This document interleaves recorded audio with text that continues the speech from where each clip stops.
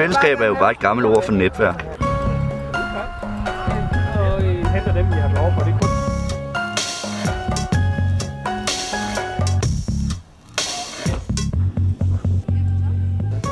hyggeligt samvær, og man møder de samme mennesker hver gang.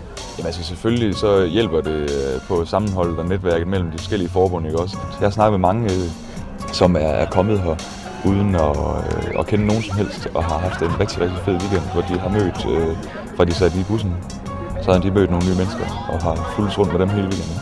Og det er jeg rigtig, rigtig glad for. Når vi startede med sommerdysten for 4 år siden, jamen så er det steget i deltagerantal, og det må man jo sige, det er jo nok for dem, der kommer hjem og giver den her reklame. Fagforening er også sjov og ballade, for når man er ung, så skal en fagforening også være sjov, og det skal ikke kun være tørt og støvet, og det er det, de kan få med hjem herfra, forhåbentlig. Jamen, man laver nogle ting, som man ikke gør til daglig, og nogle man gjorde før ind i folkeskolen, ikke? Og som håndbold og fodbold.